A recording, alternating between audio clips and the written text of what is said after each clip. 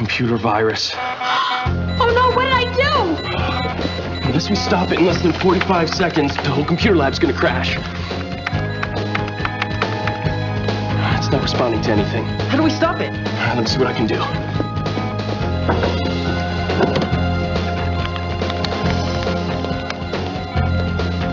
Only 15 more seconds. Man, hold on.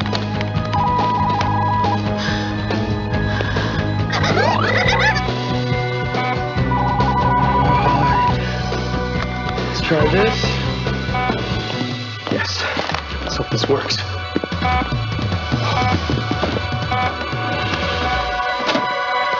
Okay, guys. Cross your fingers.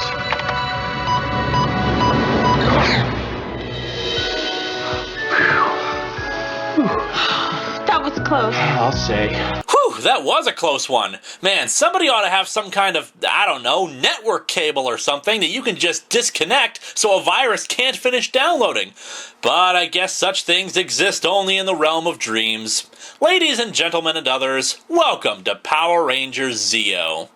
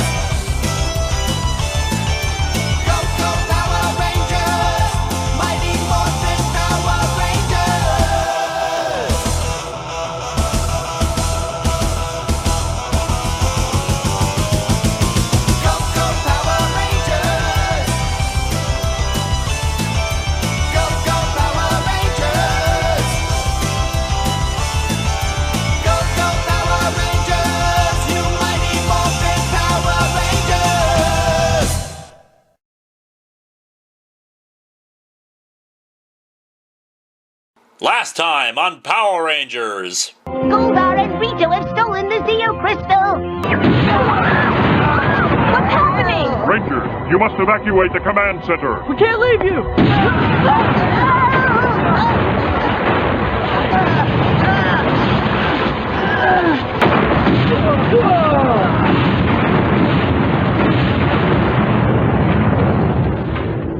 Nothing that important happened. Anyway, after a recap of the events of the season finale, the Rangers go through the wreckage of the command center, hoping to find any sign of Alpha or Zordon. Up on the moon, Zed and Rita are deep in celebration of utterly defeating the Rangers. At least until the palace starts to shake. Rita looks through her telescope to try to figure out what's going on, and is horrified by what she sees. Back in the ruins, Adam spots something glowing amidst the rubble and the Rangers start digging. 5 minutes later, they're still digging, despite the amount of rubble they must have cleared away by that point. They discover the Zeo Crystal, figuring that Goldar must have dropped it. I have no idea how the hell one does that when you're teleporting, but I'm going to guess based on what we see of Goldar and Rito later, that the command center's usual defenses for keeping evil forces out screwed them up a bit, coupled with the bomb they planted, forced the Zeo Crystal from their grasp. Up on the moon, the palace is under attack. Rita and Zed quickly decide that they have to flee from someone named King Mondo and his machine empire. We get our first glimpses of it too, and it's damn impressive. There are hundreds of mechanized servants, walking tanks, aircraft. Mind you, Mondo will resort to the exact same damn strategy that Rita and Zed pulled during their tenure instead of launching a full-scale invasion. But hey, what are you gonna do? We'll get a big invasion from space later, trust me. Anyway, Zed and Rita carry off all their possessions towards Serpentera, along with the Tengas.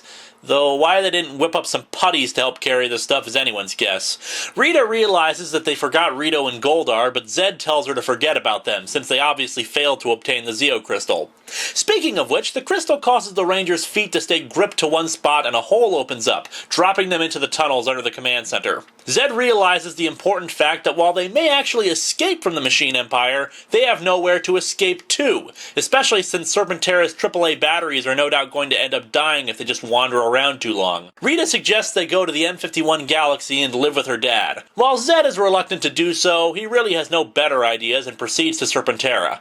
As the Rangers explore the tunnels, the outer shell of the command center miraculously starts to reassemble itself. Rito and Goldar find themselves scrounging around a neighborhood suffering from amnesia. Eventually they run into Bulk and Skull, who are reassembling a motorcycle to make their own patrol bike. At first they're frightened by the two, but when the monsters reveal that they're desperate for help, Bulk and Skull take them in as their servants. I'll get into my thoughts on that at the end, of course. The Rangers eventually come across an energy door and enter it, hearing Alpha's voice on the other side. They emerge in a high-tech room where Alpha explains that this is the Power Chamber, a secondary command center that Zordon and he have been working on for a while. Zordon exposits about the Machine Empire arriving, about how they've broken away from the United Alliance of Evil, and now need to conquer the Earth to complete their strategy of taking over the universe. Speaking of the Alliance, Zed and company finally manage to escape, but Zed swears that he'll return. The Rangers are told that with the power of the Zeo Crystal, they can now give them new powers to fight the Machine Empire. However, Billy points out that there are only 5 Zeo subcrystals, and thus only 5 of them can become Rangers. Billy says he's willing to step down, though Tanya does try to intercede since she's the least experienced. However, Billy thinks that his experience with the Alien Rangers showed him that he could be of more help to the team as a technical advisor and helper at the Power Chamber. We learn some more about the Machine Empire and the Royal House of Gadgetry.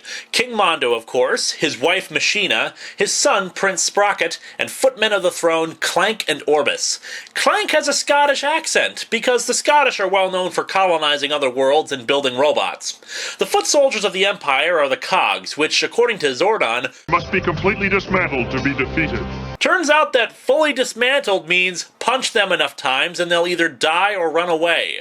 The Zeo subcrystals are reconstituted into the new morphers, called Zeonizers. The Zeonizers are awesome. They're different from the morphers, while still maintaining their unique look and coolness factor, especially since it takes some getting used to on how to open the damn things. Speaking from experience here.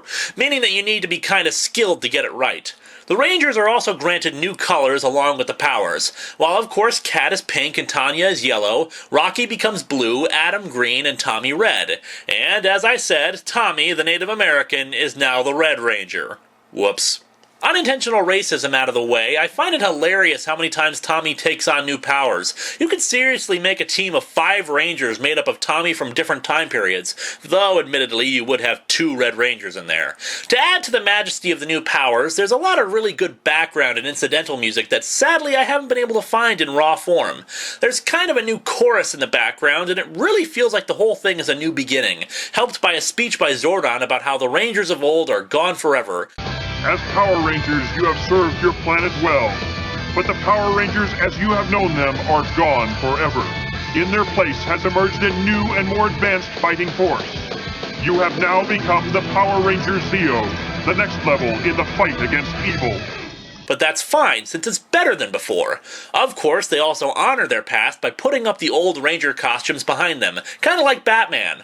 That's right, the Power Chamber is the Batcave. So the Zeo Rangers fight off the Cogs, with Tanya apparently trained in martial arts because she's more than capable of holding her own against them. A Zeo beginning is a pretty effective start for the season and continuation of the series, though admittedly the ending is a bit anticlimactic. We have all this build-up to how badass and awesome King Mondo and his Cogs are, yet the Rangers beat them in 5 minutes. However, it does set up the new status quo well, and there's a real sense of wonder and excitement once the Rangers get to the Power Chamber. Since this is the first time we have a major costume change, I should note that I like the Zeo suits. They're different from the Mighty Morphin suits in a good way, and I like the golden areas on the costume that are patterned like they were electronic circuits, which is something I'll get to when I analyze the themes of the season.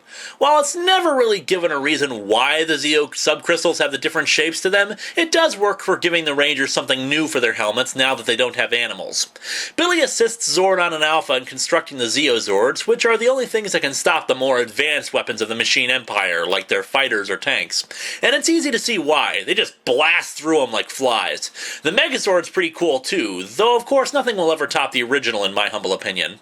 There are a lot more filler episodes than the last season, which is both good and bad. While Season 3 of Mighty Morphin had a strong storyline that kept the viewers enraptured, the less story-heavy Zeo allowed it to complement people who missed the simpler single episodes, while the actual storylines of the series kept viewers engaged. However, the story elements were pretty much built on continuations of the previous seasons, like with the development of Billy, who ends up with the most character growth this season. The start of that was of course him no longer being a ranger, but then in Graduation Blues he actually actually graduates early from high school and has to briefly go to Aquitar to assist them against some sort of water-polluting threat. He comes back a few episodes later, though his presence was missed. His absence does help contribute to the next part of the Zeo story arc, as well as something that we'll get to next time. However, before we get to that next part, there's a three-parter that needs to be addressed. There's No Business Like Snow Business begins, after some footage of snowboarders, with Tommy receiving a letter from Kimberly. A Dear John letter. Yes, it seems Kimberly has found someone else while in Florida and is breaking up with Tommy. What the hell? Now, I am not so dewy-eyed and such a hopeless romantic that I wouldn't believe that a high school relationship might eventually lead to two people separating. Hell, one of my critiques of the Twilight series is Bella's suicidal behavior when her high school relationship falls apart. But the thing is that these aren't just teenagers we're talking about. We're talking about two people who served as basically soldiers in a war together for years and risked their lives for one another, who stood by each other even when things had gotten at their worst, and she's breaking up with him off-screen? What the hell, Power Rangers? And the real point of this? The writers wanted to push a Catherine and Tommy relationship. Now, don't get me wrong, Catherine's a fine character, but why this? There was big fan backlash against this, especially since in the Christmas episode, yeah, Power Rangers has done Christmas episodes and they're really pretty embarrassing, though the first one is the worst. There's a potential future scene where it looks like Catherine and Tommy are married and have a kid. I'm just saying, you could have easily made a relationship between Catherine and one of the other characters. Hell, Rocky and Adam don't know nearly as much as the others, and giving them a relationship would have been great character development. And the most that will truly amount to anything from this, besides for the occasional forced Catherine and Tommy moments, is character bits in the Turbo movie, which won't even amount to anything. The three-parter itself is stupid too, and it seems like they did it purely to get a snowboarding vacation for the cast. The plot is paper-thin, with bringing Tommy up to the mountains on the vacation to help him get over Kimberly, and Mondo keeps sending down monsters to try to take them down. Tommy meets a famous ski instructor there who seems to be really falling for him, except she's clearly supposed to be like 30 and he's still a teenager. Well, I mean in the show. I don't think anyone in the casting department has ever seen a real teenager. Anyway, as the filler continued, more toys for kids to buy, weapons were added to their arsenal, like the Red Battle Zord, which has kick-ass Gatling gun arms, or stupid things like the Defender Wheel, which was essentially a big hamster wheel that Tommy drives into things. The cool thing about the Red Battle Zord was that it was based on Aquitar Zords that Billy studied while he was there, which were directed by the Alien Rangers via psychic ability. I suppose there was a story arc going on, but I really just want to gloss over it. In a storyline that surprisingly was not labeled as a multi-parter, Tommy goes on a vision quest, inner journey, new age bullcrap thing. I'm sorry, but I instantly distrust Hollywood whenever it tries to do anything related to Native Americans, and especially on a kids' show. Few times do they actually manage to portray them accurately, and from a story perspective, not very much happened anyway. However, there are two significant aspects that need to be touched on. The first is that we learn that Tommy has a long-lost brother, whom he reveals that he's a Power Ranger to. The other is that we have the first major encounter between King Mondo and a Ranger, and much like Tommy's fight with Lord Zed, it doesn't go well for him. However, this will not be the last direct conflict they have, and it will contribute to the theme of the season. Because it does have an effect on the plot, I will also note that halfway through the season, Bulk, in an attempt to woo the police captain's daughter, gets Lieutenant Stone fired. Bulk and Skull, in turn, quit the force. However, Stone is more than happy to be gone, deciding to open up a detective agency like he always wanted, and hires the two to assist him. I admit I'm not sure why, because their ability to piss him off has been their shtick for this and the previous season, but hey, it advances the characters. The next major story arc comes in The Power of Gold, wherein the Power Rangers detect two distress signals. The team is split up to hunt them both down, but it turns out they're a trap set by Mondo. The Cogs attack in force, overwhelming the Rangers. Billy tries to reach them when suddenly something jams the communications and overloads the power systems of Mondo's moon base. A huge pyramid flies towards Earth and cloaks. Mondo, fearful of losing control of the Cogs, recalls his forces. Back at the power chamber, Billy overlays the power signature of the Zeo subcrystals over the power signature of the pyramid, and it's an exact match, meaning there's another Zeo crystal aboard the pyramid. The Rangers worry that Mondo's new strategy may split them up even further since there are only 5 of them, leaving Billy to lament the fact that there used to be 6 of them. The Rangers head out to try to find the pyramid, but a group of cogs attack to distract them. While Billy stays behind with his tracking device, the Rangers get overwhelmed by the cogs and one of Mondo's monsters. However, the team is saved by the arrival of a new ranger, the Gold Ranger. The Gold Ranger easily wipes the floor with the cogs. He's got a kick-ass golden power staff, and he moves like the Flash. After shrugging off the attacks by the cogs, he manages to dispatch the monster. However, Mondo is able to save it and make it grow. The Rangers are forced out of their Zords, but the Gold Ranger summons his own Zord, Pyramidas. Pyramidas annihilates the monster, and the Gold Ranger vanishes before they can figure out who he is. When they return to the power chamber, Billy takes longer to come back.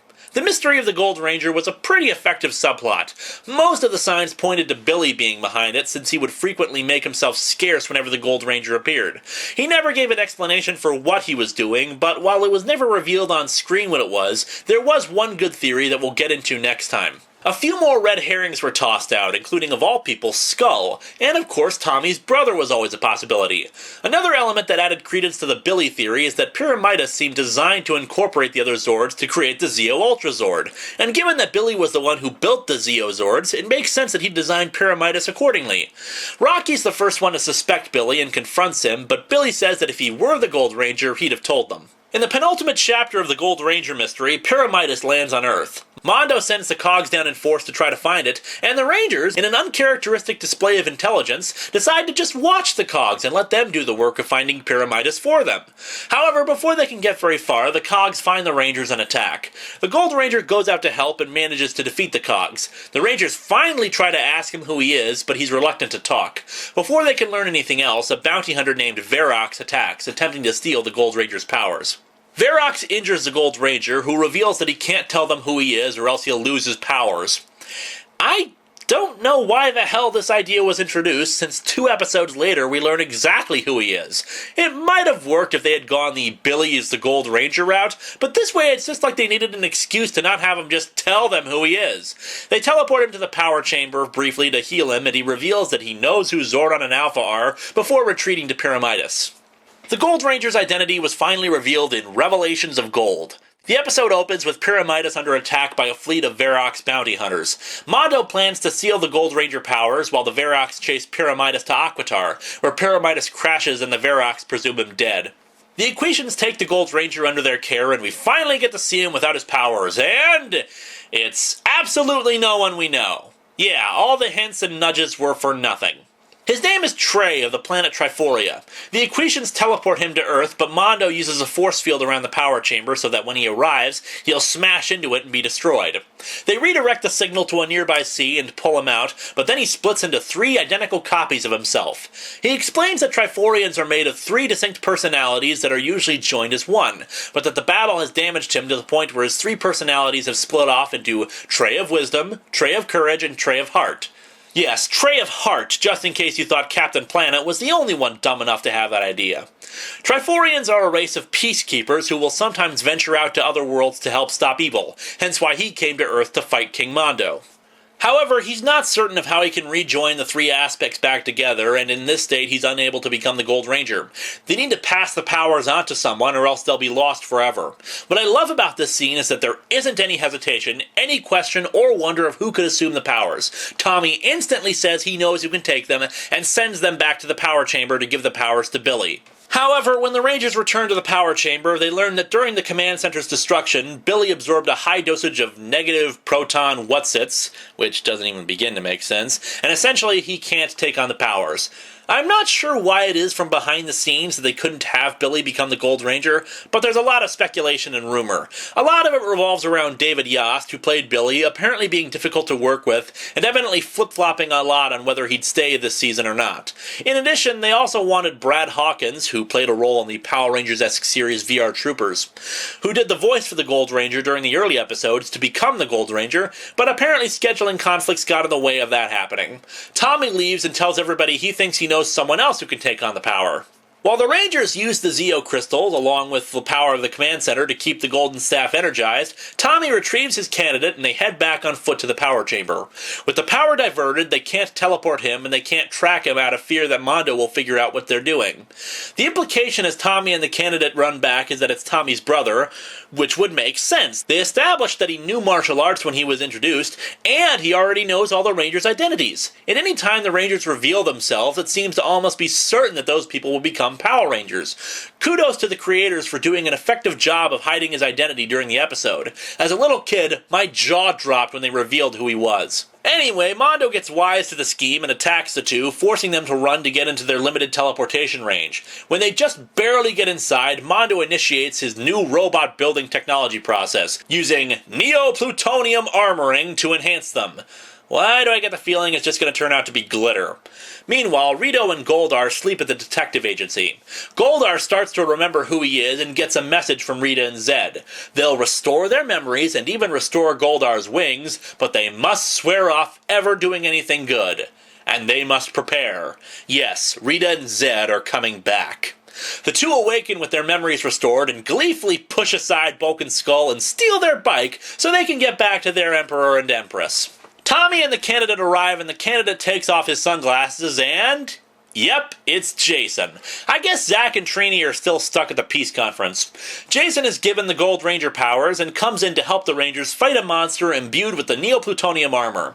Before they can call the Zords to fight it, Billy teleports them back. His analysis indicates that the monster is far too powerful and that it'd likely just destroy the Zeo Zords. However, before Trey leaves for Triforia, he reveals that the Triforians were the keepers of the last component of the Zeo powers, the Super Zeo Gems. This allows them to call forth the Super Zeo Zords, more powerful than the previous ones, plus all have humanoid forms. Mondo calls forth a larger force of Neo-Plutonium-enhanced monsters, and the Rangers engage them in combat, managing to blast them apart. So yeah, Jason's back for the rest of the season. Just like old times. King Mondo, however, is really pissed at all this and decides to take drastic action. He uncovers a powerful mystical sword that he had used in another conflict, hoping to use its power to finally destroy the Rangers. However, the sword was apparently too powerful, and the reason he stopped using it was that it ultimately destroyed him last time. Yes, it seems the Machine Empire is virtually indestructible, since even if you destroy their leaders, they'll simply be rebuilt. Meanwhile, Rito and Goldar arrive back on the moon and are picked up by Rita and Zed in a camper. I'm guessing that this is more where the idea of Zed being made completely domesticated came from, since the original villains have basically been reduced to comic relief. However, despite that, they still remain more interesting characters, much like how Bulk and Skull can save an episode. Zed and Rito working on ways to restore their empire, or just dealing with their RV, remain more interesting than the Rangers themselves. The Rangers form the Super Zeo Megazord and destroy Mondo, leaving a temporary power vacuum. Rita and Zed have Goldar and Rito launch a missile towards the machine moon base, but due to their incompetence, they lose control of it and it transforms into a monster called Louis Kaboom. Louis Kaboom takes control of the Empire, somehow, it's not clear, where he remains in power for a few episodes. However, much to the gratitude of Queen Machina, King Mondo's older son Gasket arrives with his wife Archerina. Archerina was the daughter of one of Mondo's rivals, and he disowned him, creating Sprocket as a replacement. The two swiftly deal with Louis Kaboom and work to destroy the Power Rangers before Mondo's return. Oh, and if I don't mention it, someone else will. In the original Sentai, Gasket is actually the older version of Sprocket. At the same time, there's a subplot brewing with Jason dating this former biker woman. It really doesn't go anywhere, but it's something to mention. One of the things to note is that despite Jason holding the Gold Ranger powers, he clearly isn't as strong as Trey. The reasons for this are actually pretty obvious. For starters, Jason's out of practice. It's been 2 years since he was a Ranger, and these are entirely new powers. Trey had years of practice as the Gold Ranger, while Jason had to adjust to them. Plus, they were designed for someone with an entirely different physiology, a problem that will become more apparent when we reach the end of the season. Other minor bits include the addition of the Warrior Wheel to the Zord arsenal, as well as Auric the Conqueror, kind of an ancient Ninjor-esque individual who they'd call to their aid on occasion and will never be mentioned again after Zeo. Back on the story side of things, Tommy is kidnapped by Gasket and brainwashed into believing that he's the king of the Machine Empire. From there, they lure the Rangers into a trap, bringing them to a gladiatorial arena in another dimension. Well, actually, they get some unexpected help from Rita and Zed, who teleport them to Tommy's location. Why? Well, because of a revelation that the villains have.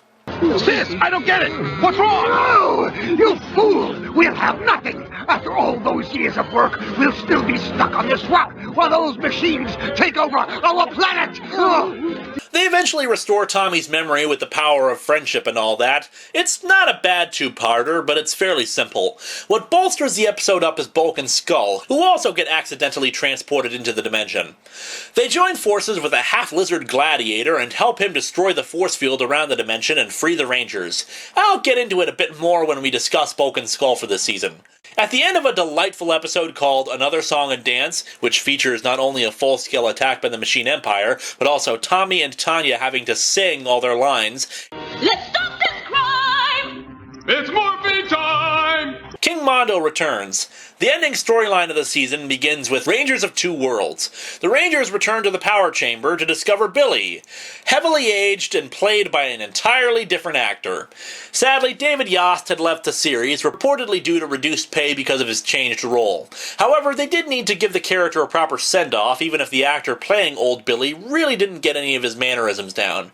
In story, however, the explanation is that the device he used to restore him to his proper age during the Alien Ranger saga had a delayed side effect, causing his rapid aging. Meanwhile, with Mondo back, Gasket and Archerina retreat to their own planet for the time being. Over with the Camper of Evil, Finster has created a new magic staff for Rita to make monsters. They decide to test it out on Catherine. A pretty damn good plan, all things considered. However, due to a minor targeting error, they hit Catherine's ugly purse instead, transforming that into a monster. Of course, they never bother to just shoot at Catherine again because, you know, that would make sense. The Rangers call on the Equations for help, reconstructing the regenerator in the hopes that it can restore Billy to his proper age. However, it backfires and damages the teleportation system. Mondo, not wanting to be outdone by Rita and Zed, sends his own monster to destroy Angel Grove. Equally, not wanting to be outdone by Mondo's monster, Rita and Zed make their Purse Monster grow.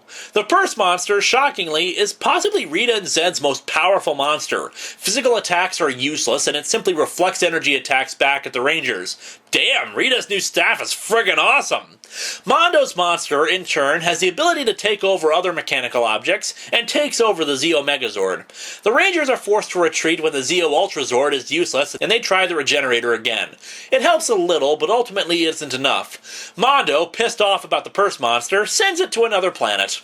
Billy detects the sabotage in the Zeo Megazord and goes in to try to repair it, but the Megazord lifts off with him inside of it. With the teleporter down, they can't get him out, and they send out the Super Zeo Megazord to try to get its compatriot under control. While they can't stabilize the Megazord, they do manage to fix the teleporter and get Billy out. Mondo's monster assumes control of the Zeo Megazord and fights the Rangers. Finster manages to locate the Purse Monster and sends it back to the Rangers, putting it right into the Super Zeo Megazord and commandeering it. This isn't quite as surreal as Master Vile's little party, but it's up there. Two monsters from opposing evil factions are fighting each other using the Rangers' Zords. Wow. Meanwhile, the Equations bring water from their version of the Fountain of Youth to try to restore Billy. The Rangers, in the meantime, trick the Purse Monster out of the Super Zeo Megazord. Kat and Tanya enter the Zeo Megazord and destroy the cog that was controlling it. The water helps Billy a little, but it's not enough. They decide to send him to Aquitar for stronger doses of the water. Mondo deploys a large battalion of cogs to Angel Grove, and we finally get the reason for our title. The Zeo Rangers combine forces with the Equation Rangers, and it is awesome. What's really great about this is that there's an actual Sentai team-up between the two series. The only disappointing thing about this is that their combined footage is far too short. While we don't get to see the Battleborgs joining with the others, we do get to see all four Zords that the Rangers have fighting the monsters. The Rangers receive a transmission from Aquitar to let them know that Billy is back to his regular age. They use stock footage of him visually, but of course hire someone who sounds absolutely nothing like him as per tradition. He says he's going to stay behind because he's fallen for one of the Equations, meaning that he's finally found a love interest after the 500 previous ones. The episode ends with the montage of Billy's moments from the series. Admittedly, it's a better send-off than Aisha got, but not up to par with Kimberly. And with Billy leaving, the last of the original 5 is gone. Yeah, I suppose having Jason around might count, but he was gone for so long, and when this season concludes, we'll be saying farewell to him too. Hawaii Zeo opens with Gasket and Archerina returning and attacking the Rangers, attempting to take the Gold Ranger powers from Jason. Jason's having a hard time too, getting severely weakened. While the Rangers retreat, Sprocket tells Gasket that instead of trying to send a monster, that he should just make himself grow and fight the Rangers. It's apparently actually a clever ruse to get rid of Gasket. Alpha and Zordon examine Jason, but can't find anything wrong with his powers. The Rangers fight Gasket and Archerina and manage to defeat them. The two villains finally retreat for good when Mondo shows up. The season ends with good as gold. Jason's on the run from the Cogs and his powers are constantly in flux. However, he's also intercepted by Rita, Zed, and a squad of Tengas. Like the Machine Empire, they're after the Gold Ranger powers. Mondo and the rest of the royal family arrive, deciding to have an argument with Rita and Zed. Rita tells Mondo that they aren't frightened of the Machine Empire anymore, that they've become an intergalactic joke. And it's hard not to see why. Like Rita and Zed, they failed every attempt to destroy the Rangers. Hell, Rita and Zed actually did defeat the Rangers on several occasions, whereas the Zeo Rangers have just gotten more powerful. Jason manages to slip away while the Tengas and Cogs battle. It's actually a pretty damn brutal fight, much more so than usually shown on this show, with the Tengas getting wailed on and feathers pulled while some of the Cogs are disemboweled. He arrives at the juice bar exhausted, and the Rangers bring him to the power chamber to run tests. Their fears are confirmed. Jason's body is rejecting the Gold Ranger powers, and they need to be returned to Trey. However, Trey is still split into 3 forms, but travels to Earth anyway to try to help. Mondo demands that Rita and Zed leave, and Zed suddenly and surprisingly acquiesces to their demand. All right, what have you done with the real Ed? And just who are you Get your anyway? hands off of me! When have you ever known me to give up? I have a plan, numbskull. Soon we will be rid of that self-impressed, metal-plated fool once and for all! The Rangers work on a ceremony to restore Trey to normal and transfer the Gold Ranger powers back to him. While they're off doing that, Bulk and Skull lament how Detective Stone doesn't seem to want to give them a real case, but are then contacted by a French Secret Service agent wanting to hire the two for undercover work in France. They quit their job with Detective Stone, who at first is angry with them, but privately looks sad that they're leaving. The ceremony, despite being interrupted by Mondo and the Cogs, goes off without a hitch and Trey is restored. Mondo and the Cogs grow, and the Rangers at first decide to call their Zords, but Trey says there isn't enough time, instead making the Rangers themselves grow. This is admittedly not the most impressive fight, but it's still pretty damn cool. The only time where the Rangers themselves grow and fight. What's especially important is that Tommy once again fights King Mondo. However, this time it goes differently. Recall that the last time they fought, Mondo wiped the floor with him. However, the Zeo Crystal is supposed to continually grow in power over time, meaning that the Rangers are always growing more powerful. Thus, with the great symbolism of Mondo's mechanical crown falling off, the Machine King and his empire are once again defeated. However, it isn't the Rangers who ultimately drive the Machine Empire off. Zed, in a peace offering, gives Sprocket a gift as the villains drive off in the Camper of Evil. When Sprocket opens the gift, a bomb goes off, blowing up the entire royal house of gadgetry.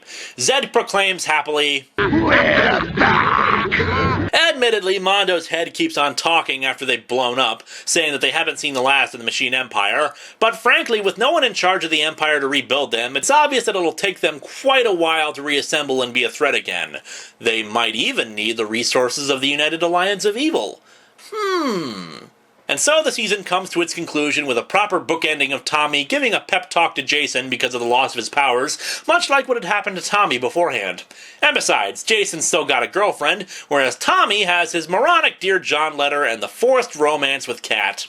Assisting the transition from Mighty Morphin to Zeo was the music. As I said before, the addition of the chorus gave a larger sense of majesty to the team, while at the same time evoking the mysticism that comes with the Zeo Crystal.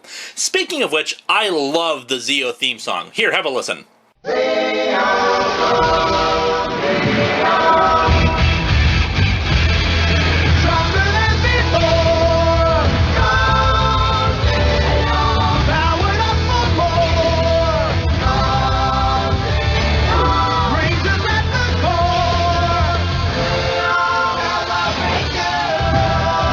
It's basically basically a sequel song to Go Go Power Rangers, even containing a minor key version of the original theme within it. While the fight music wasn't quite as good as the previous seasons, it's still pretty enjoyable and continues the rock music that was such a strength in Mighty Morphin. I'd like to think that the switch to Zeo was a cost-cutting measure. While the Zords were being replaced every season, as long as they were using the Season 1 costumes, they had to shoot new footage every time we saw them. Over the course of the previous 3 seasons, the stories began to rely increasingly less on Sentai footage, and it probably was a pain in the neck for the accountants of the show. Once Zeo came in, the fights, both in Ranger form and the Zords, could once again be Sentai footage. The Machine Empire as villains never quite did it for me. While they had a strong start with their introduction, they never quite captured the idea of being a huge invading force from beyond the stars that could be a legitimate threat to the Rangers and the Earth. It might have helped if we saw them launch more large-scale attacks instead of just the occasional monsters and cogs. They never had quite the charm of Rita and Zed either, though that might have just been growing pains since we had just lost the two. Bulk and Skull's development this season is both good and bad. The bad parts of it are them taking in Goldar and Rito as servants. Now don't get me wrong, it's funny as hell, especially seeing them in a position where they have power over the monsters they've always been afraid of, but the fact that they're acting like assholes to two beings that are in a spot just makes them come off like dicks. Of course, Goldar and Rito do get their revenge every once in a while, and it's nice to see the consequences of their behavior. However, the brighter sides of their nature do get to shine through quite a bit. For example, we learn in one episode that Skull is actually a classically trained piano player, and a damn good one. And while Bulk initially mocked classical music as being for dweebs, when he discovers Skull plays it, he suddenly finds it awesome, showing that even though at times Skull can be an idiot and Bulk an overloading jackass, they're still friends and not quite as one-dimensional as one might think. The better parts of their nature also shine through when they quit the junior police to support Lieutenant Stone. Sure, they're afraid of the guy and probably would prefer to be left to their own devices, but you also get the impression that they have tremendous respect for the man. Even while being held in the other dimension, we do actually get to see that their bumbling nature still helps them out. They're still fast enough to dodge cog attacks and fight back, and in fact, their Three Stooges-esque battle tactics seem a lot more effective at times than the Power Rangers using karate. I'd imagine it's because the cogs, as machines, are designed to fight against certain karate fighting techniques, but not quite as well programmed against comic relief fighting. So yeah, Zeo didn't take the two much further, but there was plenty of humor to be found, and they continue to be friendlier towards the teens instead of bullies. What's interesting about this season is that we've had a complete reversal of magic versus technology. The Zeo Crystal, a mystical object, is now the power source for the Rangers, while the forces of technology and machines are now coming to fight the Rangers. Admittedly, it's downplayed due to the fact that with Billy around, they were still creating technological wonders to fight the Machine Empire. Instead, one could say that the Rangers represented a mix of technology and magic. The mystical powers of the crystal were complemented by technology, and, as I said before, the circuitry look of the details in the Zeo suit allude to that. Instead, the magic side of things was represented by Rita and Zed. They were the old guard, the past villains who represented older ways and superstitions who had lost their power as time moved on and progress advanced. Anytime the two tried to use technology to fight the Empire, it backfired on them. However, when Rita got her new magic staff, she created a monster far more effective than most of Mondo's machines. The Rangers, however, were the compromise between the technology and magic, and they were able to fight off both forces. If Zeo's overall theme had to be summed up in a single word, it would be triumph. Back when the Zeo Crystal was first introduced, it was suggested that over time its power continually increased, and I'd say that's pretty evident by the end of the series. The Rangers could hold their own against the Machine Empire even without the use of a Zord, and their arsenal would just continue to grow larger.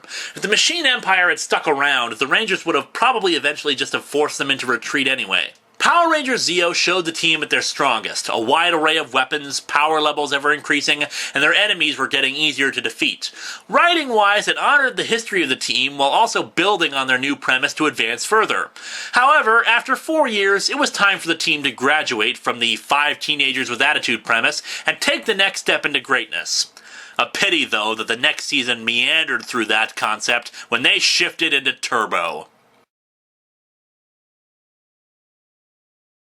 Your presence here must mean you are the fiercest warriors on Earth. Actually, we're just sort of... Actually, yes. We are the bravest and most powerful warriors on our planet. Excellent. Then you can help me in my plans to escape from here and foil Clint's casket. Us? Us? And with the help of Triter the alien, we saved the Power Rangers. Yeah, and now we're legends on the planet of Horath.